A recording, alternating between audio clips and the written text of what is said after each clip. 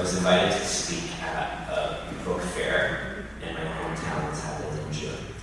And it's by a group of queers that are trying to bring banned books to queer people in Texas, which is amazing. And my first thought was, what's the security situation? And that's such a buzzkill, you know, that like you can't experience like joy and euphoria without being like nervousness, tenseness. And one of the things that I've been trying to tell myself now is I'm not interested in putting myself in places that feel unsafe for the sake of other people.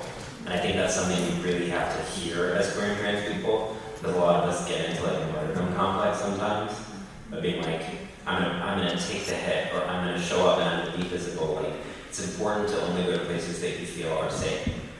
So when I responded to the organizers and I said, thank you so much for this invitation, I'd love to make this work. Can we discuss what a safety plan looks like?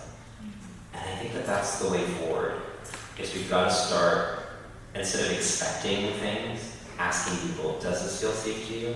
And what do you need in order for this to feel safe? And that safety has to be collected. It shouldn't be your own responsibility. So your family or your community members should be committed to like planning with you. I know for me, when I'm touring in more rural areas, sometimes I'm like, hey, can someone come meet me at the airport?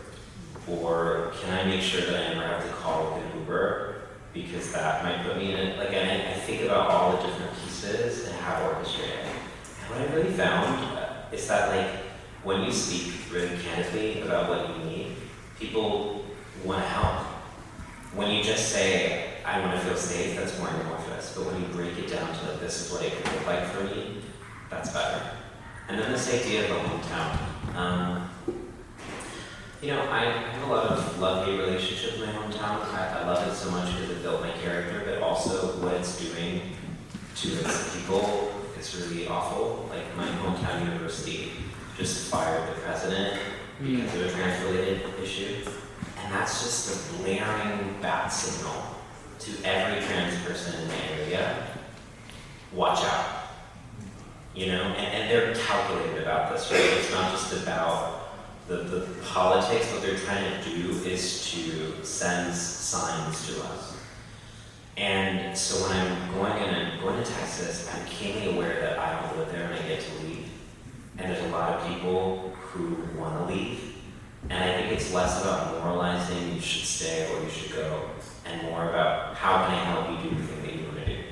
So if you're a Texan person that wants to keep on going back to Texas and having a relationship with it, that is so valid and beautiful, and let's figure out how to make that happen. And if you're a Texan that doesn't want to go there ever again, that's so valid and beautiful, and let's not make that. Let's make that an option. I guess it's just a way of saying, like, you get to craft what you want to do, but realize that you have community support in making that happen.